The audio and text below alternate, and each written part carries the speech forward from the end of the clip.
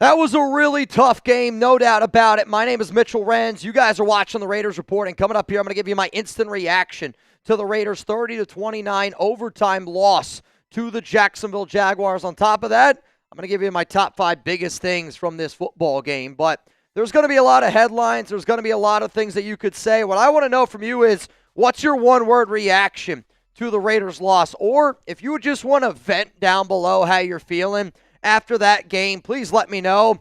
My one-word reaction, heartbreak. And I think it's a heartbreaking loss because that was a game that, honestly, you kind of felt like that the Raiders could have had an opportunity to win from start to finish. I don't mind them going for the 2-point conversion. In fact, it's the only play that you could have done. Doesn't make any sense to tie it up, to just literally tie that ball game up. You needed to go for the win. You needed to try to go for 3-5. It was the right play design. Tyler Lockett was wide open. Jakobi was wide open. It was a batted ball at the line of scrimmage, and that's ultimately why the Raiders found a way to lose this game. But that's the thing. The Raiders found a way to lose this game. And bad teams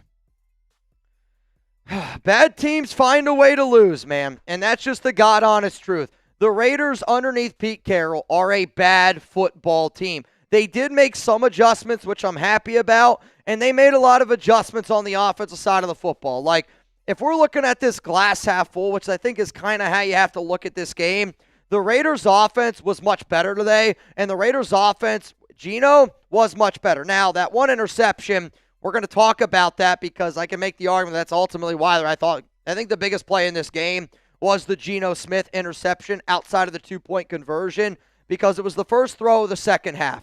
In the first throw of the second half, it looked very similar to a play like, that first play of the game against the Chargers. And you've heard some teams start to predict some of the Chip Kelly plays, and I almost wonder if that was a play, that they predicated there. But the good news, Geno was a lot better, and I think he was a lot better today because Brock Bowers was out there on the field. And don't get me wrong, Colson Loveland's a good young tight end.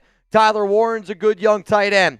The best tight end in the National Football League is Brock Bowers, and he showed you why tonight. 12 catches, 127 yards, 3 touchdowns. And if I'm just going to keep doing it, because I think when you have a game like this, you got to look at this glass half full, and you got to go, the 2 games that they've had a fully healthy Brock Bowers, they beat the New England Patriots, and you lost an overtime thriller to the Jacksonville Jaguars. And Brock clearly makes a big difference. But if there's another thing that I'm going to look at from this game, it's our inability to keep that running game going, because Jeanty early on was an absolute monster running between the tackles. He was an absolute monster in this game, and Chip Kelly went away from him. Now, he also kind of had to go away from him because you're able to throw the football a lot more effectively, but the game plan can't be 40-something passes for Geno Smith and only 13 carries for Ashton Jeanty. It can't be what the play design is going to be. And that's another spot where I'm going to sit up here and I go, the Raiders lost today's game because Daniel Carlson missed an extra point, because Chip Kelly called a horrific game. Now, they got it moving near the end of the game, no doubt about it, but I think it's because both teams on defense were gassed. This was a 6-3 ball game going into halftime. Think about that. 6-3 going into halftime. Crosby had 4 tackles, 3 tackles for loss of sack. Though there was a lot of times where Max missed tackles, and you look at that fourth quarter, third quarter, missed tackle for this defense. It's clear as day the Raiders need to be able to go out and get some extra help on the defensive line, because Malcolm Koonce, I don't even know why they put him out there on the field. You're better off going with 10 players instead of 11 if Malcolm's going to go out there. He's so awful this year, and this isn't a Malcolm jersey. This is a Semper Fi. Shout out to my guy, L.A. Crash Dog. I would never wear a Malcolm Koonce jersey with how bad that guy's been playing. But we do. We need extra help on the interior, and it's because all teams are doing is they're double teaming, they're triple teaming Max, and nobody else on the interior can get any pressure. It doesn't matter if we bring 4, doesn't matter if we bring 5, doesn't matter if we bring 6. If you give the quarterback all day to throw, you're not going to win. And for the Raiders, they literally had 1 sack in this game, and that was Max Crosby. I don't know what the time to throw was for Trevor Lawrence in this one, but I bet you it was very, very, very, very, very a lot of time. From the team comparison standpoint, I mean, look at the time of possession. Like, I know people are going to get mad at Patrick Graham And I know people are going to get mad at this defense, and I wish that this defense could have made some proper adjustments. But you know what really would have helped this defense out, Pete? If J.J. Pegues and Tonka Hemingway would have been healthy.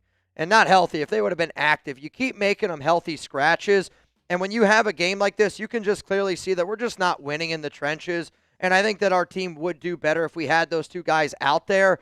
But at the end of the day, man, you're just not going to win a lot when the other team dominates you in time of possession like this. And you're not going to win when you don't have any depth. And you're not going to win when your team just doesn't put the guys in the right situation to succeed. And that's what the Raiders are underneath Pete Carroll. The Raiders organization underneath Pete Carroll is a team that has no business having any faith in it, but this is going to be an organization that's just going to keep on rolling with their guys over and over and over again. Why? Because it's their guys. And Alex Kappa is another perfect example of that.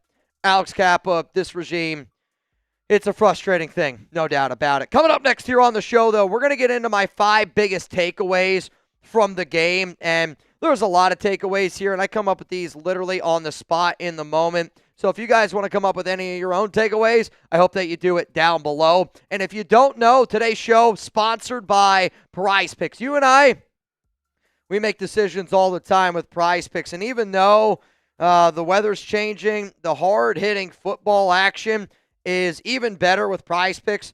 And even though the weather's changing, the feeling of being right, though, that never gets old. So keep the season rolling on Prize Picks by getting $50 instantly in lineups when you play your first $5 lineup. My lineup did not go well today, and that's because I was hoping the Raiders were going to be able to get a few extra punts. Bowers was the more, Geno, all of that. I was very, very wrong. And you know what? Even though I was wrong, I still had a lot of fun playing. And if you want to play with Prize Picks all season long, download the Prize Picks app today. Use code CLNS to get $50 in lineups after you play your first $5 lineup. That's code CLNS to get $50 in lineups after you play your first $5 lineup. Prize Picks, it's good to be right. Coming up, 5 biggest takeaways from the Raiders' 30-29 loss to the Jacksonville Jaguars. I'm frustrated, guys. I hear you loud and clear. My first takeaway is the Daniel Carlson missed extra point. The Raiders, they score a touchdown on the very first drive that they have, and Carlson missed the extra point, made it a 6-0 ball game. At the end of the game, it was tied 23-23. If Carlson makes that extra point, obviously a lot of different things could have happened, but when you're a team like the Raiders, you just can't miss extra points. You can't be in situations where you're just killing yourself. And the Raiders special teams unit, again, Tom McMahon, you know, I've been saying, if you're not going to fire Pete Carroll, Mark, and I know you're not going to fire Pete, and I'm not saying that they should fire Pete, but if there's 2 guys that you should actually look into firing, it's your special teams coordinator, Tom McMahon, who was just, again, just awful today. And if there's the number 1 guy that the Raiders should consider firing is Chip Kelly, and I still think he stinks, even though the Raiders scored 29 points today. And yes, the offense looked better. We got to give the offense credit. It looked a lot better with Brock Bowers, but I still think Chip Kelly today was awful when we needed Chip Kelly to not be awful. My first example that comes to my mind, 4th down and 1. And the Raiders could have ran the ball with Jeanty. Jeanty at the time was averaging 6.1 yards per carry. 4th down and 1, what do? You decide to throw the ball 40 yards down the field to Michael Mayer. Just a brain-dead type of move. Then you got first down and goal or second down and goal, ball at the 1-yard line, and you decide to bring in the jumbo package with Alex Kappa. Alex Kappa's doesn't play on the left side of the line. They put him over on the left side of the line, false start, backs him up, and then you only are able to get a field goal on there. I wish I could come up with all the other times where I was just like, Chip Kelly is so bad at his job. But again, it's Geno Smith throwing the ball 40 times, Ashton Jeanty only running the ball 13. I get the script changed a little bit, but it's also like Chip wants to find every way possible to throw the ball, and get our running game out of sync. I think the biggest play of the game outside of the failed 2-point conversion for the Raiders was that Geno INT in the second half. And it just took all the sails out of us. We're up 6-3. We get ball to start the second half. And what happens? Geno Smith throws an interception. It puts Jacksonville in really good field position, and Jacksonville is able to kick a field goal to make it a 6-6 ball game. Think about that Geno interception. If that doesn't happen, we never go to overtime. And the Geno interception, the missed extra point, I mean, you're talking about major, major point shifts there, and that's why the Raiders lost. And if those plays don't happen, we're sitting up here celebrating the Raiders being 3-5 and them getting ready to go up against the Denver Broncos on Thursday Night Football. Yes, Geno Smith was better, but Geno Smith's interception is still, I think the one interception is a bigger focal point to talk about than the 4 touchdowns. Because yes, we did get 4 touchdowns from Geno. Yes, we saw a good version of Geno tonight, but the interception is what cost us, and it's hard to win in the NFL when your OC stinks and your quarterback can't come up clutch. Let's go to the next reason here, top 5 takeaways. No defensive adjustments, and Patrick Graham's going to get a lot of shit, and I'm going to chew him up a little bit here. The 6 final possessions by Jacksonville were all scores. That can't happen. And what I don't want to see is let's just keep doing the same thing over and over and over and over again. And I know Patrick Graham is built on a bend but don't break defense. And there were some times today that it did end up happening, and they did great in the first half.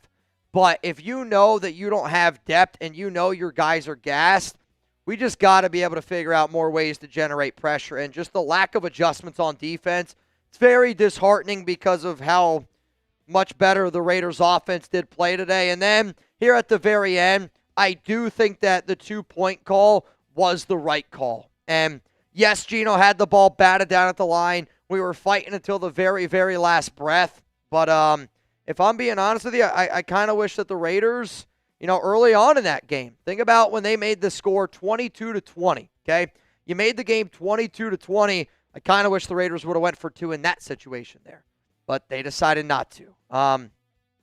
Listen, y'all, it's a frustrating game. It's a frustrating season, but the number one thing that I was looking for going into this game is, does this team still play? And they did still play. Did we make some adjustments on offense? Yes, and a healthy Brock Bowers has made this offense a lot better. I am looking at the Raiders season coming out of the bye as a brand new season. So yes, we are 2-6 on the year, but we are 0-1 coming out of the bye. What you got to do now is you got to get ready for the NFL trade deadline. For those that do not know, I will be live for the NFL trade deadline basically all day on Tuesday, so make sure you're subscribed. I'm also going to be live tomorrow, and that's going to be 3 p.m. Eastern time. I'm going to get you guys a video bright and early, like really, really. I'm going to wake up hella early tomorrow morning. I'll get you guys a video early in the morning, and then I'm going to get you another video probably somewhere around, 1 p.m. Eastern time, 2 p.m. Eastern time, and then I'm going to be going live for probably 3 to 4 hours. If you want to know all of my live schedules, this is all Eastern time. Put this in your calendar. You're going to get a lot of me this week, and because there's a lot to talk about. We got the trade deadline, which watch out for Malcolm Koonce. That was a name that I heard today. JPJ has been a name that's been thrown around a bunch. The Raiders will not trade Eric Stokes is something that I talked about. But bottom line is this. If you're a Raiders fan and you bleed silver and black, don't give up on me. Don't give up on Chugs. Don't give up on Chat Sports. We did cross 1 billion views today, which is an unbelievable accomplishment as a company. But even though the Raiders lost, I'm not going to give up, and hope that you guys don't give up as well. Raiders lose 30-29 in heartbreaking fashion in overtime.